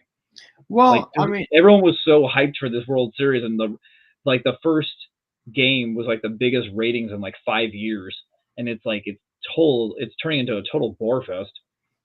Well, yeah. It's like the Yankees were like, well, we weren't in it because of the Astros. I'm like, no, you weren't in it because you sucked. No, but they were good this year. Like, I don't understand what's going on. Like, it's so weird. It's just like all of a sudden they're just crapping out. Like they kind of brought it to the Guardians. Like, the Guardians were decent and they deserved to be where they were. But like, I remember the Yankees lost a couple of games to the Royals, and now they're like I think they almost went 7 games against the Guardians. So it's like they didn't, steamroll them. And it's like, I just thought they could at least show up more than this. No, I knew the Yankees. Apparently not. I mean, I think they might win 1 game, but there's no way they're going to come back from 3 games down. I'm gonna have to hear Dana. I know he's gonna post on his Facebook. No, please. I'm ignore him again. Dana, name me 5 players. Dana, name 5 players. Can you name 2? Can you name 2 of their pitchers? I'm going to say Toyotani and Mookie Betts. I'm gonna say that the Dodgers sweep the Yankees. I mean, if they do, it's beyond embarrassing for the Yankees, and it's gonna be so annoying to listen to Dodger fans for the next freaking 10 years or whatever, because they're gonna brag about this forever. Beyond this year, they'll just keep bragging about it for years and years and years. Like, they won the COVID series. Cool. Now you're gonna beat the. Yeah, but I mean, I have to give them credit. If they freaking sweep the Yankees, I mean, that's bragging rights, well deserved. But it's just like I don't want to listen to it. That's one of those ones where I will give it to them, but I will not want to hear it. But it's like one of those that, like, you can't. Any team sweeping any team in the World Series is commendable. Although they should have never won that first game. That's on Aaron Boone. That was a stupid choice. That was an idiotic decision putting Nestor Cortez in. Yeah. This guy hasn't played in a month, hasn't pitched. So let's put him in the most clutch situation to where you're trying to win the game. Good choice, Aaron Boone. Yeah, great job. I just no one in their right mind would have put Nestor Cortez in except for him. Just cannot stand the Yankees, and I can't stand the Dodgers. Oh, I know, it's a lose-lose, but at least an actual series would have been nice. Like, this is at least let the hype come true. Now the hype's not even living up to it.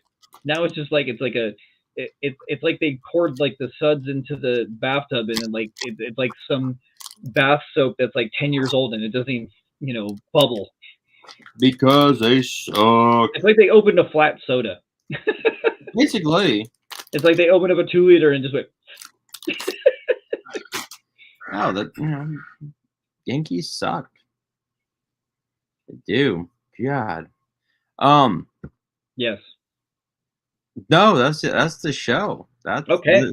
The show is over, and we're coming in under 2 hours. 2 hours. Yeah, perfect. And we got our nerd part out and our football part out. Yes, we did. Yes. We knocked that. Oh, knocked that shit out. What? Well, we didn't. Oh, damn! I kept meaning to bring it up, and it's like a post-credit sequence at this point because we're off subject in a way. But we gotta real quickly for the audience drop the Rachel Lee Cook story. Dude, she was so damn cool. So we went up to her because I needed her autograph, and you're like, I just want to meet her. I'm like, okay, bro, yeah, let's go. So I basically paid so Bobby could meet her because I just wanted to get my stuff signed. Not that I didn't want to meet her too, but like so I basically let him do all the talking. He was chatting her up fine. I'm like, yeah, dude, you keep talking to her. Just keep talking. She was so nice. I know, but I was like, it was once I was letting you have it. Like, here, I'll pay the money just for her to sign my shit, and you can talk her ear off. She was so fucking cool. And we got in the funnest but dumb argument of Android versus iPhone that anyone will probably ever get in with a celebrity, but it was fun, and it'll be the best memory to ever throw at her if we see her again. Like, remember when we got an argument? Discussion? Dude, it wasn't an argument; it was a discussion. That was hilarious. Yeah, that was hilarious. Yeah, and she was even like, "I bet your phone overheats," and you're like, "It does." But she did get props on the camera. She did. She did. The camera's really damn good. The fact that I like the fact that she took both sides. Huh? She took both sides. No, she did. Well, the fact that she took pictures of your the article that you brought her. Oh yeah, because she wondered. She's like, I want to see what I said back then. I'm sure it's gonna be so cringy. I'm like, yeah, it's okay. Yeah, she was great. Just throw that in there. No, that's fine. Yeah, she was a wonderful, wonderfully nice person. My sister and brother-in-law walked around close to like where Matt Smith was, and they had like the canopy type thing around them, so you can actually see them, which kind of sucks. Oh yeah, they always you can't see. I don't think you can see Elizabeth Olsen. I don't think you can see Josh Brolin. Like all the really big ones, they hide them. Yeah. And then meeting. Oh shit! Not. Who did I walk up to? It was the voice of Jon Stewart. I can't think of his name right now. I'm blanking on it. Phil Lamar. He was very nice, but like I don't think he was very like into just like meeting fans. He seemed like he was there to make money. Yeah. He just I have to admit, like the lady did say, "Is it acceptable for this guy to come up to you and just BS with you?" And he said, "Yeah." So he could have easily said no. So I'll give him props for that at least. That's true. But at the same time, he didn't seem like he wanted it either. Like he just did it as like a courtesy. Very, very true, and that's fine. That's fine. That's their their job. I had zero money left, and could not spend any more money because I wanted to stay married.